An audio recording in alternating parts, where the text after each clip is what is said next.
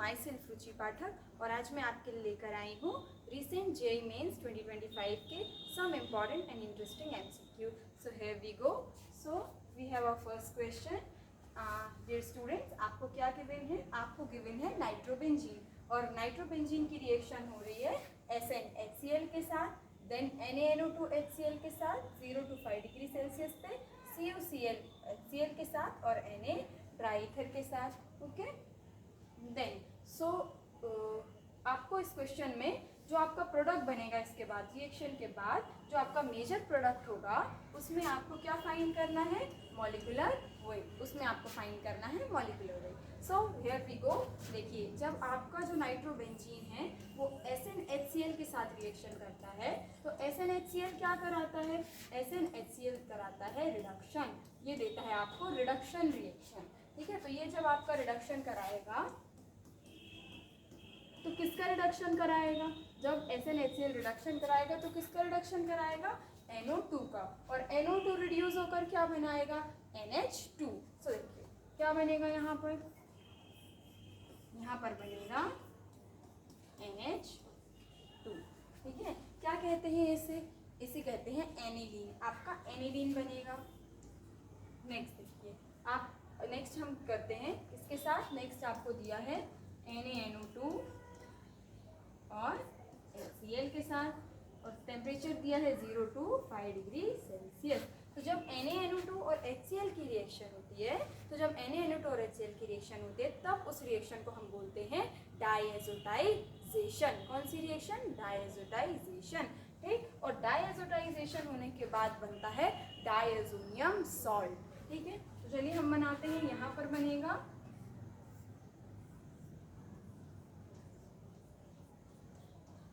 N2Cl और basically यहाँ पर होता है N2 पॉजिटिव और Cl नेगेटिव.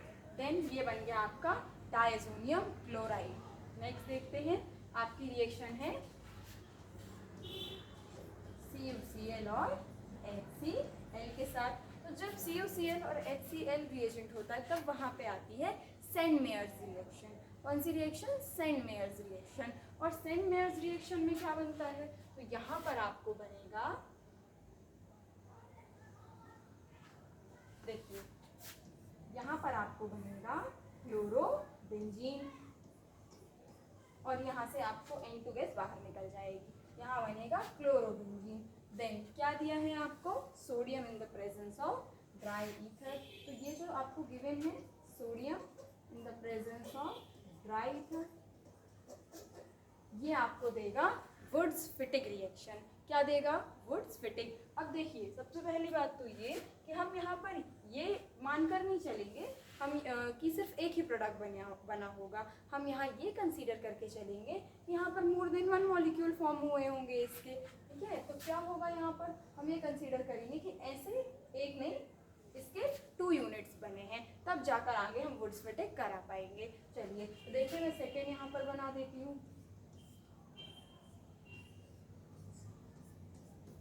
देखिए स्टूडेंट, जब भी कोई प्रोडक्ट फॉर्म होता है तो पहले तो यहाँ पर उसका कोई एक ही मॉलिक्यूल फॉर्म नहीं होता, उसके ऐसे बहुत सारे उसके यूनिट्स फॉर्म होते हैं, है ना. और बहुत सारे जब यूनिट्स फॉर्म होते हैं पहले उसके आगे ना लिखा हो, लेकिन हमने इसको क्लोरोबेंजीन प्रिपेयर किया तो a number of units form हुए होंगे, तो हमने यहाँ पर उसके 2 यूनिट लिए हैं. चलिए देखिए क्या होगा. तो जब आप सोडियम और ड्राई ईथर का इस्तेमाल करते हो, ठीक है, जैसे कि यहाँ पर हुई है कौन सी? Send-Myers reaction. तो यहाँ कौन सी होगी? Wurtz Fittig. और जब वुड्स फिटिक होगी तो हम यहाँ पर कौन सी मैकेनिज्म इस्तेमाल करेंगे? यहाँ पर इस्तेमाल होगी फ्री रेडिकल मैकेनिज्म. और फ्री रेडिकल मैकेनिज्म में क्या होगा? फ्री रेडिकल बनेगा. तो यहाँ बनेगा क्लोरीन रेडिकल और यहाँ बनेगा ये रेडिकल. अब देखिए, ये दोनों रेडिकल को बनाते हैं सबसे पहले.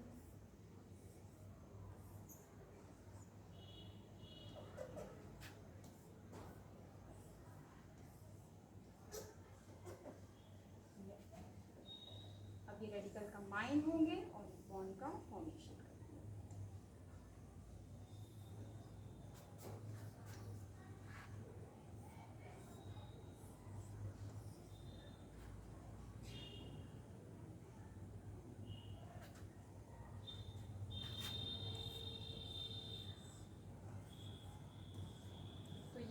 फाइनली आपका तैयार हुआ मेजर प्रोडक्ट ए।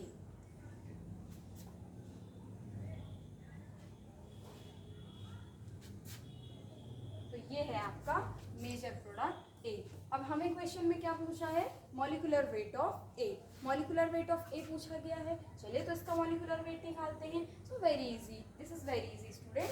देखिए क्या होगा यहाँ पर, अगर हम बात करें तो यहाँ ये वाली बेंजीन रिंग ना होकर अगर हाइड्रोजन होता तो this is the complete benzene, और एक बेंजीन का मॉलिक्यूलर वेट होता है 78। तो आपका ये जो बेंजीन है इस पोजीशन में से, यहाँ से मैं आपको दिखा देती हूँ, यहाँ से इस पोजीशन में से क्या किया होगा, हाइड्रोजन हटाया होगा और हाइड्रोजन हटाकर सेम बेंजीन का मॉलिक्यूल लगा दिया है। ठीक, तो इसका क्या होगा, अगर मैं सिर्फ इतने की बात करूँ तो इसका मॉलिक्यूलर वेट कितना आएगा, बेंजीन होती तो 70 है, लेकिन एक आपने हाइड्रोजन हटाया हुआ है। ठीक है, तो इसका कितना आया होगा 77। तो एक अगर हम इसके मॉलिक्यूलर वेट की बात करें तो एक यहाँ पर एक का कितना होगा, एक यूनिट का 77, और सेम ऐसे ही दूसरी यूनिट भी है तो 77 इंटू 2। ठीक है, और आप कर लीजिए से सॉल्व, कितना आएगा 154।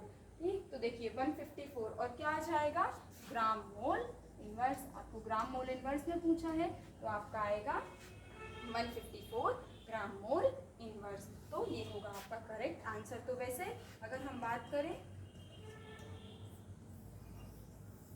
आपका ये है करेक्ट आंसर। ठीक है, okay dear students. Next let's question की तरफ आगे बढ़ते हैं। ओके, देखिए अगेन ऑर्गेनिक केमिस्ट्री का ये क्वेश्चन है, product A and be in the following reaction.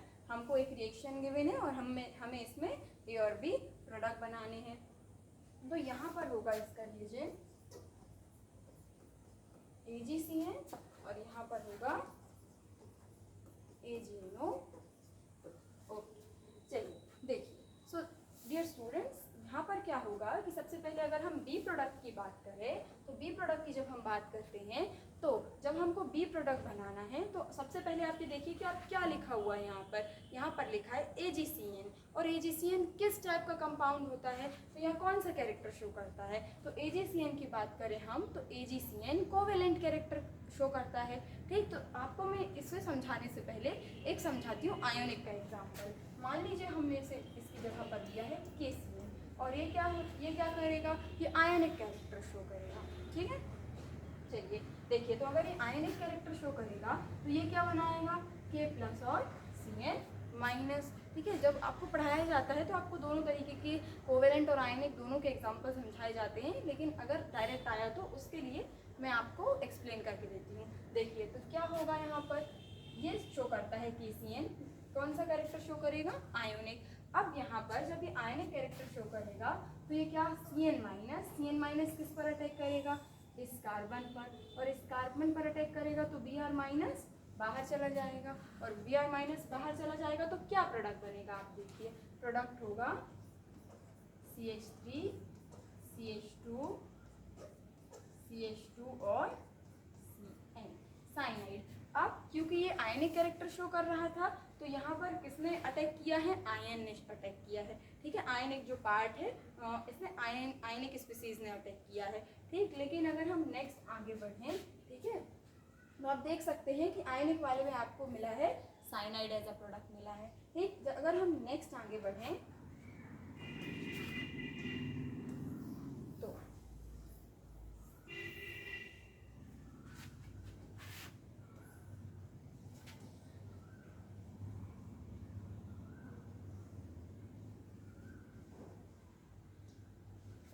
अगर हम नेक्स्ट आगे बढ़े किसके साथ, अगर हम AgCN की बात करें तो AgCN तो कोवेलेंट कैरेक्टर शो करता है, और अगर AgCN कोवेलेंट कैरेक्टर शो करता है तो जब ऐसा कोई कंपाउंड आपके साथ आए तो वहाँ पर उस कंपाउंड में कौन अटैकिंग स्पीसीज होगा, अटैकिंग स्पीसीज होगी लोन पेयर्स, वहाँ पर अटैक करने वाली स्पीसीज होगी लोन पेयर्स। तो इसके पहले जब मैंने KCN का एग्जाम्पल लिया था वहाँ आयनिक स्पीसीज अटैक कर रही थी। ठीक है, और वहाँ भी मैकेनिज्म फॉलो हो रही थी SN2, और यहाँ पर भी मैकेनिज्म फॉलो होगी SN2। वन स्टेप मैकेनिज्म में आपका प्रोडक्ट आ जाएगा। तो देखिए यहाँ पर कौन से अटैकिंग स्पीसीज है, लोन पेयर। तो ये नाइट्रोजन के लोन पेयर ने अटैक किया है कार्बन पर, और क्या बाहर हो गया यहाँ से, Br- बाहर हो गया है। ठीक है, तो अगर हम देखें प्रोडक्ट क्या बनेगा, देखिए क्या होगा, CH3 CH2 CH2 and C।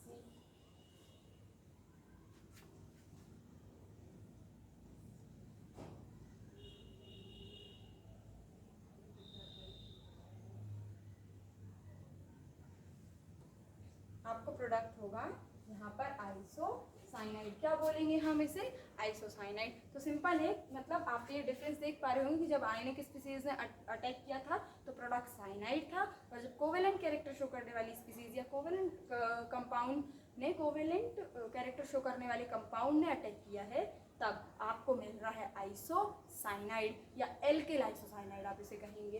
ठीक है, चलिए अब हम ए प्रोडक्ट की बात करें तो यहाँ पर देखिए क्या होगा, यहाँ पर अगर हम बात करें, मैं इसे थोड़ा सा ड्रॉ करती हूँ, मैं इस वाले को यहाँ लिखती हूँ, है हमारा CH3 CH2 CH2 और Br, और ये किसके साथ रिएक्शन कर रहा है, AgNO2 के साथ। तो मैं AgNO2 को ड्रॉ करती हूँ, AgO एंड डबल बॉन्ड। देखिएगा डियर स्टूडेंट्स,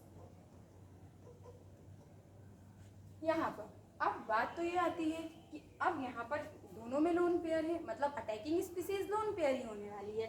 अब हमको डिसाइड ये करना है कि अटैक कहाँ से होगा, अटैक नाइट्रोजन से होगा या ऑक्सीजन से होगा। ठीक है, तो अब कई बार स्टूडेंट्स क्या करते हैं, ऑक्सीजन के पास लोन पेयर ज़्यादा है इसलिए, नहीं, आप यहाँ देखिए कि ऑक्सीजन से अटैक नहीं करेगा, अटैकिंग जो स्पीसीज होगी या जो पार्ट होगा वो नाइट्रोजन होगा। क्यों, क्योंकि ऑक्सीजन की इलेक्ट्रोनेगेटिविटी ज़्यादा होती है, तो ऑक्सीजन की इलेक्ट्रोनेगेटिविटी ज़्यादा होती है तो वो इलेक्ट्रॉन डोनेट करने में बिलीव नहीं रखेंगे, वो इलेक्ट्रॉन अपने पास रखने में बिलीव रखेंगे। तो ऑक्सीजन से कम इलेक्ट्रोनेगेटिविटी किसकी है, नाइट्रोजन की। तो नाइट्रोजन इजीली अपना इलेक्ट्रॉन पेयर डोनेट कर सकता है, लेकिन as compare to oxygen, oxygen अपना इजीली इलेक्ट्रॉन पेयर डोनेट या लोन पेयर डोनेट नहीं कर सकता ड्यू टू इलेक्ट्रोनेगेटिविटी। चलिए नेक्स्ट हम आगे बढ़ते हैं, तो देखो नाइट्रोजन इजीली डोनेट कर सकता है, तो ठीक है नाइट्रोजन के पास चलते हैं। देखिए क्या होगा,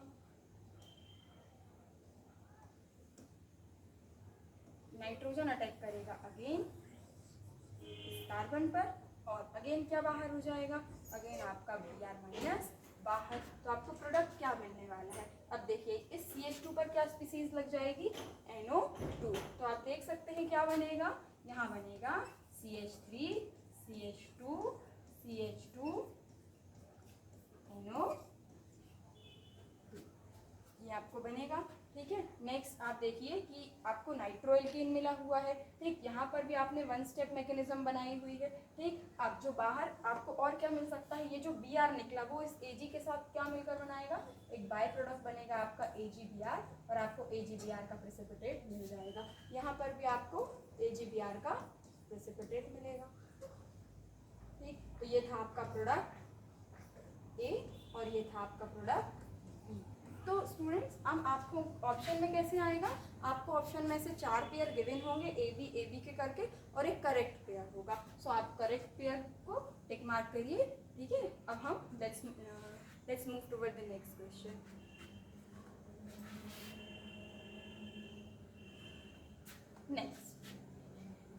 नेक्स्ट क्वेश्चन देखिए डियर स्टूडेंट्स, क्या लिखा हुआ है, 1 gram of non electrolyte solute, ठीक है, जिसका मॉलिक्यूलर वेट गिवन है 256 gram per mole, is dissolved in 50 gram of solvent.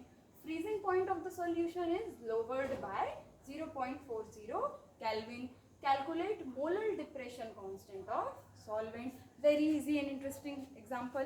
देखिए बहुत ही आसान है, आपको कभी भी कोई भी क्वेश्चन आए फिजिकल केमिस्ट्री में और वहाँ पे ऐसा बहुत सारी चीज़ें लिखी हों तो आपको कंफ्यूज होने की बिल्कुल ज़रूरत नहीं है। मैं आपको हमेशा यही कहती हूँ और हमेशा आगे भी यही कहूँगी कि आपको क्वेश्चन में क्या कह रहा है आप वो लिख लीजिए, जो भी गिवन है आप अलग से नोट डाउन कर लीजिए, और जो भी वो पूछ रहा है, जो भी आपको क्लेम कर रहा है वो अलग लिख लीजिए, तो आपको ईजिली आप उसका आंसर कर पाएंगे। बीच में थोड़ा बहुत जो भी कन्फ्यूजन होगा वो भी आपसे ईजिली क्लियर हो जाएगा।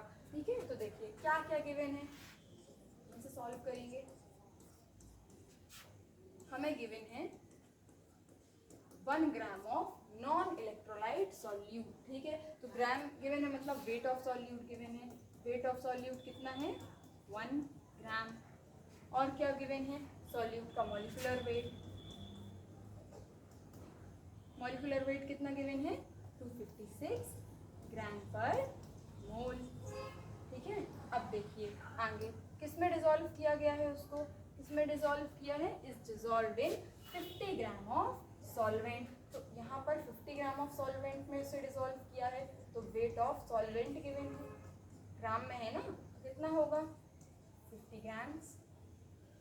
ओके, देन क्या लिखा हुआ है फ्रीजिंग पॉइंट, देखिए क्या गिवन है, freezing point of the solution is lowered by 0.40 kelvin. मतलब आपको गिवन है delta TF,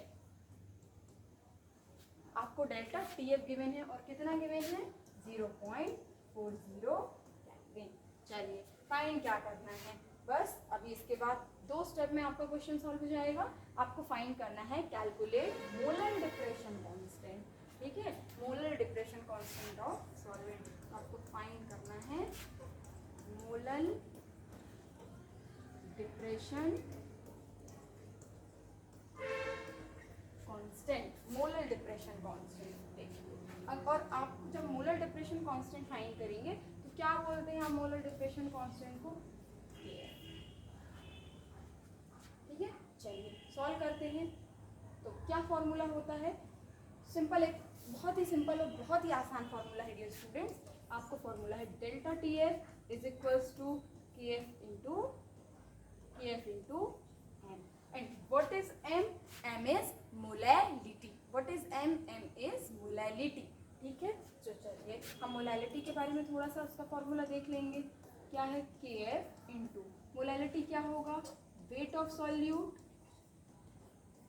into 1000 upon molecular weight of solute into weight of solvent।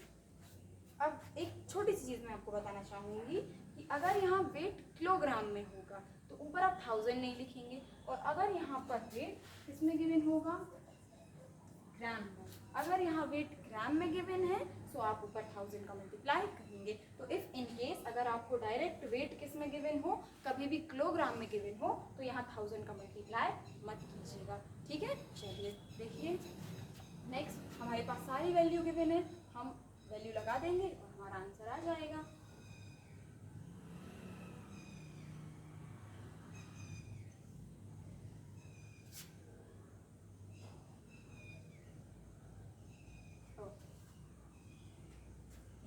क्या आ जाएगा, डेल्टा टी एफ कितना गिवन है बताइए 0.40।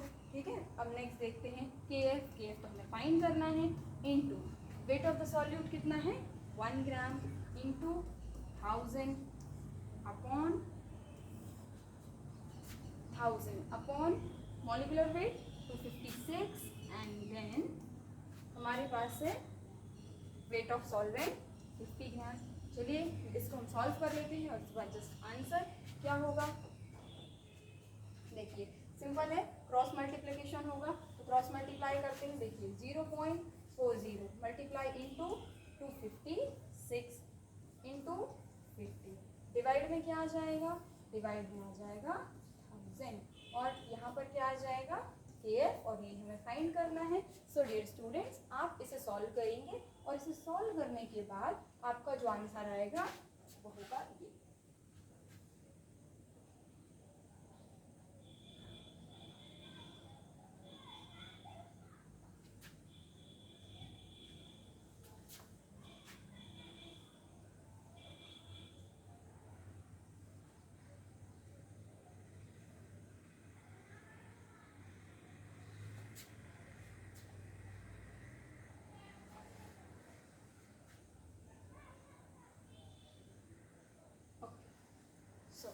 आपका जो आंसर आएगा वो होगा KF is equals to 5.12 kelvin kilogram mole inverse पर मोल आएगा, केल्विन किलोग्राम पर मोल, और ये होगा आपका आंसर। सो ये हुआ आपका आंसर। चलिए होप आपको समझ आया होगा और ये बहुत ही आसान है। जब भी आपके सामने फिजिकल केमिस्ट्री का क्वेश्चन आए और ऐसे बहुत सारा कुछ दिया हो, डरने और घबराने की जरूरत बिल्कुल नहीं है। बड़े आसानी से हमने गिवन लिखा, फाइन लिखा, फॉर्मूला लगाया और हमने उसको आगे सॉल्व कर दिया। ठीक है, let's move toward next question.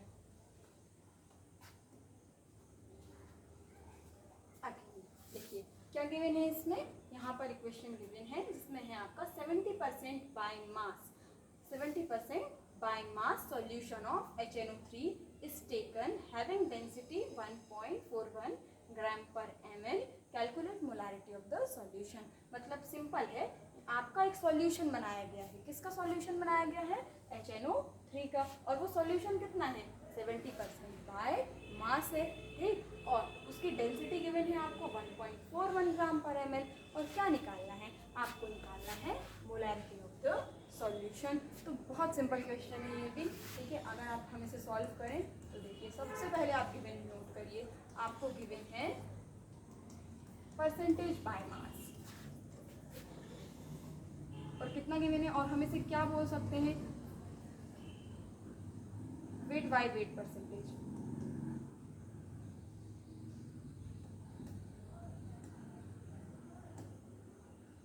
हम इसे बोल सकते हैं वेट बाय वेट परसेंटेज। देखिए क्या हो जाएगा यहाँ पर, अगर हम बात करें तो ये कितना गिवन है? 70%। ठीक है, नेक्स्ट देखिए, नेक्स्ट क्या गिवन है आपको? नेक्स्ट आपको गिवन है डेंसिटी। और डेंसिटी कितनी गिवन है? डेंसिटी गिवन है 1.41 ग्राम पर मोल, सॉरी ग्राम पर ml। ओ ठीक है, क्या फाइंड करना है? आपको फाइंड करनी है मोलैरिटी। क्या फाइंड करनी है? मोलैरिटी। ठीक है, देखिए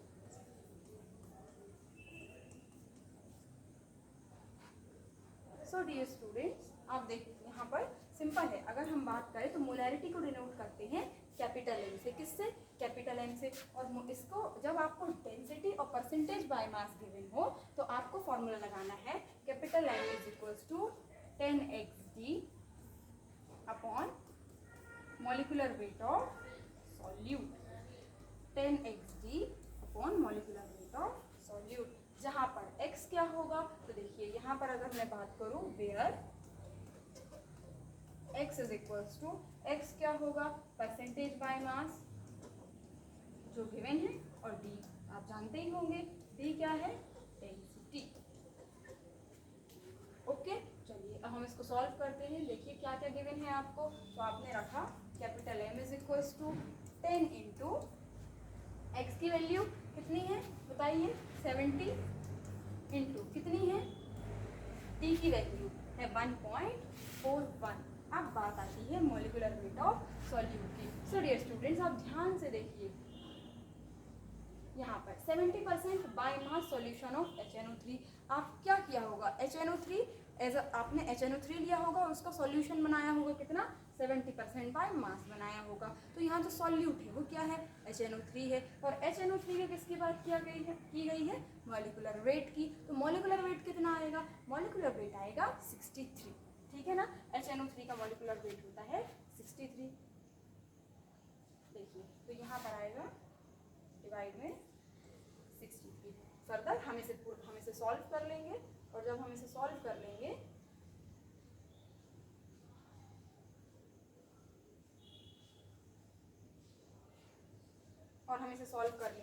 तो हमारा इसका आंसर आएगा 15.66। ठीक है, तो जो आपका मोलैरिटी होगी, आपका जो आंसर होगा वो आंसर होगा 15.66 मोलर। ओके, सो मैं आपको एक बात बता दूं, है ना, कि आप जैसे हमारे इन एग्ज़ाम को हम देख रहे हैं, हम इनको कंटिन्यूसली देख रहे हैं कि आपको कोलिगेटिव प्रॉपर्टीज़ में से एक न एक क्वेश्चन आया ही है। हर एग्ज़ाम में पूछा है, कभी एलिवेशन इन बॉइलिंग पॉइंट पे पूछा है, तो कभी डिप्रेशन इन फ्रीजिंग पॉइंट पे पूछा है, तो कभी ऐसे परसेंटेज बाय मास पे दिया है। ठीक है, तो आप बिल्कुल आप पूरी कोलिगेटिव प्रॉपर्टीज़ को बहुत अच्छे से तैयार करके जाइए, क्योंकि एक क्वेश्चन आपको कहीं ना कहीं मिलेगा ही, चाहे वो ऑस्मोटिक प्रेशर पे हो। ठीक है, तो आपका कम से कम आपके 4 नंबर यहाँ से बिल्कुल पक्के हो जाएंगे। ठीक, चलिए let's move to the next question.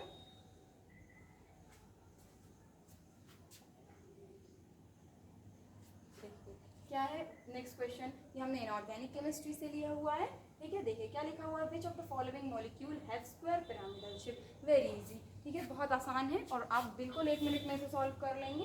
देखिए क्या पूछा है, ये आपको ये जो मॉलिक्यूल दिए हैं, ये जो पेयर्स दिए हैं, इनमें से किसका क्या होगा, स्क्वायर पिरामिडल शेप होगा, ठीक। तो मैं थोड़ा सा स्क्वायर पिरामिडल शेप की बात करती हूँ, तो जो आपका आप बिल्कुल आसानी से फाइंड कर सकते हैं इसे स्टेरिक नंबर से। किससे, स्टेरिक नंबर से, ठीक है। तो देखिए अगर हम बात करें स्क्वायर पिरामिडल शेप की, तो उसका स्टेरिक नंबर होता है 6, ठीक है। कितना होता है, 6 होता है। अब देखिए यहाँ पे होगा ये कि आपको सिर्फ स्टेरिक नंबर 6 नहीं देखना है, आपको स्टेरिक नंबर 6 है लेकिन उसके अंदर कौन कौन सी चीज़ें हैं, ठीक है ना। तो यहाँ मतलब सिंपल है कि कितने बॉन्ड पेयर हैं और कितने लोन पेयर हैं, आपको ये चेक करना। तो जब भी आपका स्टेरिक नंबर 6 होगा और स्क्वायर पिरामिडल शेप की बात की जाएगी तो आपके 5 बॉन्ड पेयर होंगे, ठीक है, प्लस 1 लोन पेयर होगा, ठीक। तब आपका होगा स्क्वायर पिरामिडल शेप। तो अब हमें इन मॉलिक्यूल्स में चेक करना है किसका स्टेरिक नंबर 6 है और किसके स्टेरिक नंबर 6 के अलावा किसके पास 5 bond pair and 1 lone pair है, ठीक है। तो हमेशा कुछ बच्चे जल्दबाजी में, आपने देखा एग्जाम में वैसे भी थोड़े पैनिक हुए होते हैं बच्चे, तो 6 देखकर आगे बढ़ जाते हैं, पर वो गलती नहीं करनी है आपको, ठीक है। चलिए देखिए हमें ये ढूंढना है बस, ठीक है। चलिए SB5 एंड PCl5, तो मैं बात करूँ इनकी, तो इसका स्टेरिक नंबर होगा कितना होगा, इसका स्टेरिक नंबर होगा 5, और अगर इसका 5 है तो इसका होगी ट्राइगोनल बाइपिरामिडल, ठीक है। जो कि आएगा नहीं, इसका भी स्टेरिक नंबर 5 ही आएगा, ठीक है, और इसकी भी होगी ट्राइगोनल बाइपिरामिडल, तो दोनों ही हो गए। अब बात आती है Br5 और XeOF4 की। तो अब हम अगर मैं थोड़ी सी Br5 की बात करूँ तो देखिए Br5 की बात करूँ तो आप देख सकते हैं कि ब्रोमीन के साथ 5 फ्लोरीन लगे हैं, ठीक। तो 5 फ्लोरीन मतलब 5 आपको बॉन्ड पेयर तो मिलेंगे, और हाँ 5 बॉन्ड पेयर में भी एक बात याद रखने की ज़रूरत है कि हमेशा आपको सिग्मा बॉन्ड चेक करना है, जो फर्स्ट बनने वाला बॉन्ड है, ठीक है, सिग्मा बॉन्ड चेक करना, हम पाई बॉन्ड चेक नहीं करेंगे। तो यहाँ पर ब्रोमीन और फ्लोरीन के बीच में 5 सिग्मा बॉन्ड बनेंगे। तो आप देख पा रहे हैं कि बॉन्ड पेयर तो 5 है, लेकिन इस ब्रोमीन के पास एक एक्स्ट्रा क्या ही होगा, लोन पेयर, ठीक है। तो हो गया इसका स्टेरिक नंबर 6, और आप देख सकते हैं कि इसके पास क्या है, 5 बॉन्ड पेयर है X, ओके, और प्लस क्या है 1 लोन पेयर है, ठीक। चलिए अब हम बात करते हैं XeOF4 का, तो इसका हम थोड़ा सा स्ट्रक्चर ड्रा करेंगे। देखिए Xe डबल बॉन्ड O और क्या है 4F लगे हुए हैं, और एक इसमें क्या होगा, एक आपको लगा होगा लोन पेयर। चलिए चेक करते हैं है या नहीं। देखिए ध्यान से देखिए, मेरे साथ काउंट करिएगा 1 2 3 4, और मैंने जैसा कि आपको कहा था कि आपको क्या देखना है, आपको सिग्मा बॉन्ड देखना है, ना कि पाई बॉन्ड। तो हम यहाँ पर एक बॉन्ड तो सिग्मा होगा और अनदर बॉन्ड होगा पाई। तो देखिए फिर से गिनते हैं 1 2 3 4 5, ठीक है। तो स्टेरिक नंबर कितना होगा, यहाँ पर स्टेरिक नंबर 1 2 3 4 5 बॉन्ड पेयर और 1 लोन पेयर, तो 6, मतलब इसके भी बॉन्ड पेयर कितने आए, इसके भी बॉन्ड पेयर आए 5, और लोन पेयर कितना आया, लोन पेयर आया 1, ठीक है। तो ये दोनों क्या करते हैं, ये हमारे स्क्वायर पिरामिडल शेप की कंडीशन को फॉलो करते हैं, तो ये होगा आपका करेक्ट आंसर, ठीक है। थोड़ा इन पे बात करूंगी, तो अगर आपको किसी को कंफ्यूजन तो आप देखिए कि इसका आप डायरेक्ट देख सकते हो कि इसका स्टेरिक नंबर तो 6 आएगा लेकिन इसका 5 हो जाएगा, तो ये भी ऑप्शन में नहीं होगा। अगर हम XeF4 की बात करें तो उसका स्क्वायर प्लेनर आ जाएगी इसकी ज्योमेट्री, ठीक है। तो यहाँ पर आपका करेक्ट आंसर होगा B।